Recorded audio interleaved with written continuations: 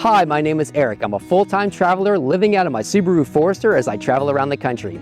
I've been to 49 states and 43 national parks, and today I'm going to tell you everything you need to know before visiting Zion National Park.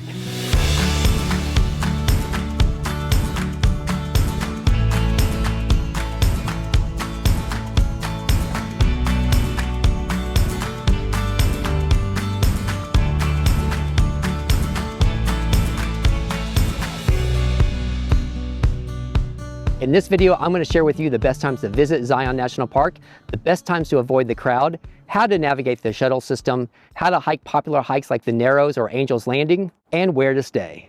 Zion National Park is a beautiful park, but it is also an extremely crowded park. It is the third most visited national park in the country. In 2023, they saw over 4.5 million visitors. Zion National Park is located about 2 hours to the east of Las Vegas and about 4 hours to the north of the Grand Canyon. It is $35 to visit National Park, but that'll last for 7 days. Or you can pick up one of these National Park passes from nps.gov. It is $80 for one of these, and this will get you into any national park or national monument for an entire year. So if you're going to visit just 3 national parks or national monuments in 1 year, it definitely benefits to have one of these. The optimal time to visit any national park is in the off-season. Zion National Park sees 2 times a year when it's the best time to visit, starting the week after Thanksgiving up to December 20th, and again in late December to early March. Those are considered the off times during the park, and those are the best times to visit. You actually don't have to take the shuttle and stand in the line that you would usually stand in behind me. Instead, you can take your personal vehicle down the canyon road.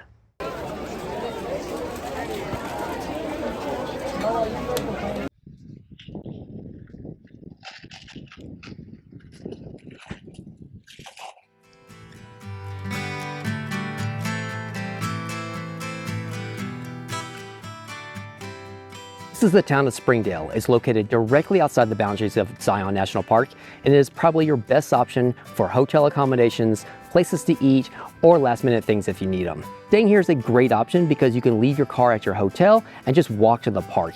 You can skip the lines and you don't have to mess with any of the parking at Zion, which fills up fast.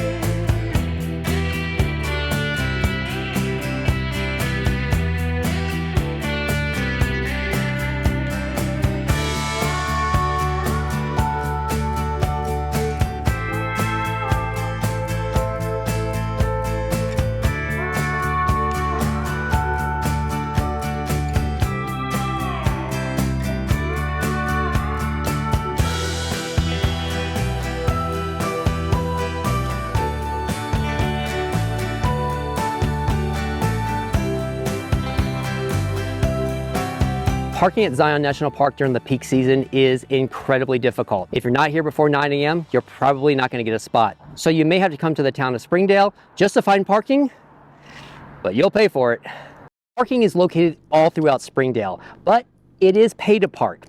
Download the Flowbird app to your phone before getting here. That way it's a lot easier to add time to your parking space if you're at a restaurant or just busy in town.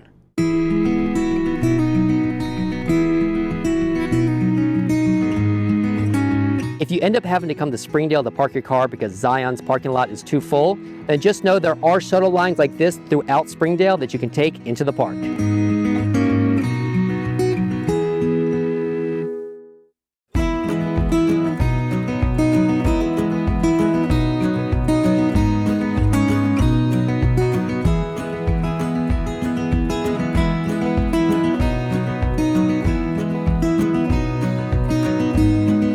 Come to Zion National Park, one of the more popular hikes you can do is the Narrows at the Temple of Sinawava, which is at stop 9 on the shuttle bus. But be warned, when you do that hike, it is snow water that you're walking through, so it is very, very cold. I did that hike in August when it was 106 degrees and thought the water was absolutely freezing.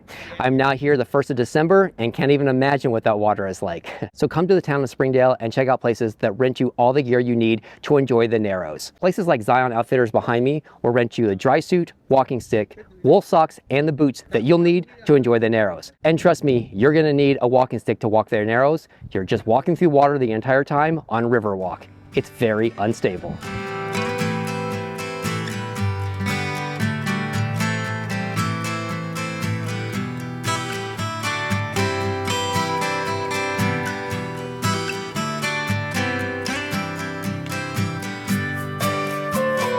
Great option to visit Zion National Park is to rent a bike. E-bikes and standard bikes are available for kids and adults, and the prices range from $30 to $80. Check places like Zion Outfitters or other places around Springdale. If Springdale is either out of your budget or doesn't have any vacancies, check out the nearby towns of Kanab, Laverton, and Hurricane. As long as you're okay with the drive, they're only 30 minutes away from the park, and they may offer some cheaper alternatives to accommodations. This is the Watchman Campground, and it is a fantastic option for a place to stay while you visit Zion National Park, because right over my shoulder is the visitor center. If you stay in the campground, you don't have to mess with parking. You can leave your car here all day long, and you'd be one of the first people to get on the shuttle if you're visiting during the peak season. Prices here can fluctuate between $35 and $130 depending on the kind of connections that you need, but at the time of recording, a standard electric site was $45 and a tent-only site was $35. Most sites look like this. They're not very big and they're pretty close to your neighbors, but you'll get a picnic table and a fire ring. Also, you have breathtaking views all around you.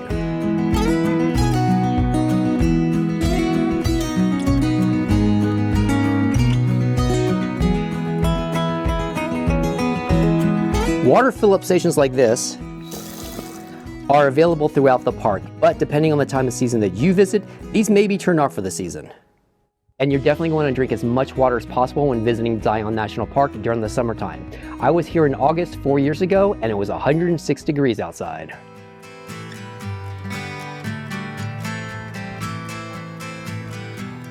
If you end up visiting Zion National Park during the peak season, then you're gonna have to take the shuttle bus to get onto the Canyon Drive. The shuttle bus, walking, or bike riding is the only way to access the Canyon Drive. You will not be able to take your personal vehicle. Once the shuttle bus gets onto the scenic drive, it stops along 9 stops to get to any hiking destination you wish. Before you leave the visitor center, pick up a map. You can get one at the entrance or at the visitor center. It'll show you all the places that you're gonna stop to get to the place of your destination. This is stop 1.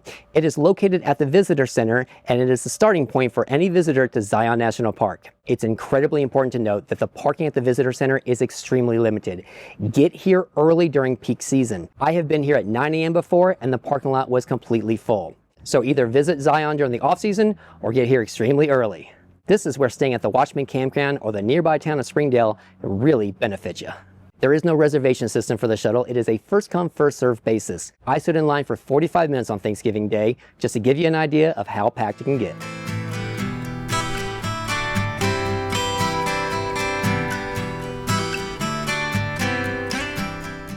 This is the Zion Museum, and even though it's closed in the off-season, it's a great alternative to finding parking. When parking at the visitor center is already full, try to come here and see if there's any spots left. It's not a big parking lot, and I can't promise you will find parking, but it might be your last effort to finding spaces before you have to go into Springdale.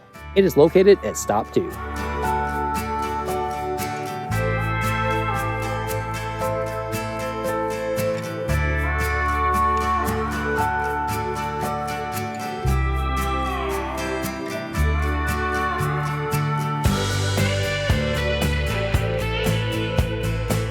This is the Canyon Drive Scenic Road, and it is normally closed off during peak season to personal vehicles. However, in the off season, you can take your vehicle down this road and enjoy it for all its beauty. During the peak season, normally you would have to take a shuttle if you want to get down this road, but you can also bike it or walk it, and it is absolutely stunning. You'll have to access this road if you want to get to popular hikes like the Narrows, Angel's Landing, Weeping Rock, or Emerald Pools. Basically, all the popular hikes in Zion National Park are along the Canyon Drive Scenic Road.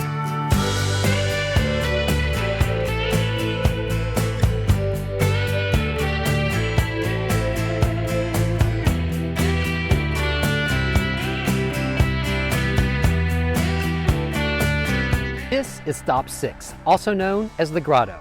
Some of Zion's most popular hikes can be found here, including the Emerald Pools, Scouts Landing, West Rim Trail, and the famous Angel's Landing. None of the hikes inside of Zion National Park require a permit, except for the chain section at Angel's Landing. The chain section works off a lottery system, and the lottery system works like this.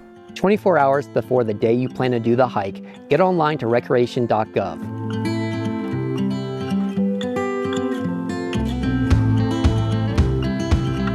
You're going to put your name into a lottery. The lottery is $6. From 12:01 a.m. to 3 p.m., you can register for the lottery.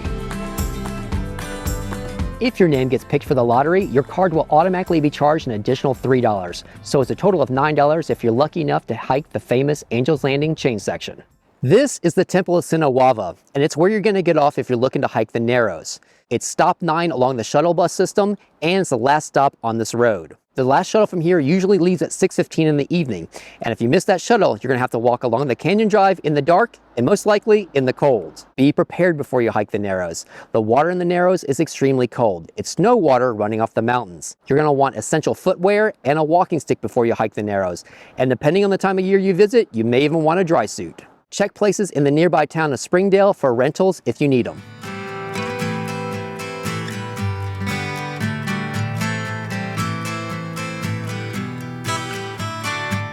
This is the Zion Lodge. It is located on the Canyon Scenic Drive. This is your best option for accommodations because it is located directly in the park. You can walk to a lot of the popular hikes like the Grotto, where you'll find Angel's Landing, or you can take the shuttle bus to any of the nearby hikes around you. It is located at Stop 5.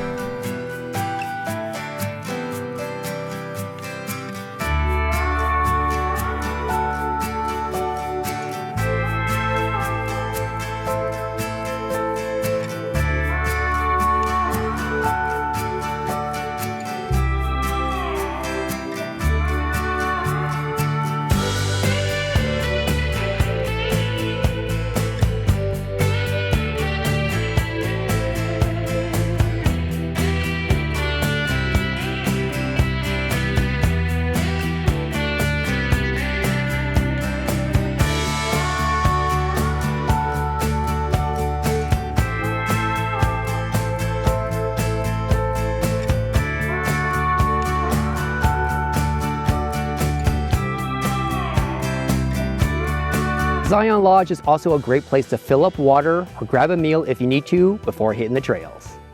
Most of the popular trails inside Zion National Park will have restrooms at the trailhead and water if you need it.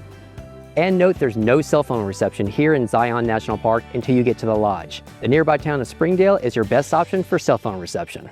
Well, that's my little look at Zion National Park. I hope this gave you some helpful tips and best practices before getting here. It's a beautiful park, but patience and planning are critical before getting here to maximize your experience here at Zion National Park. Again, my name is Eric, and thank you for escaping normal life with me.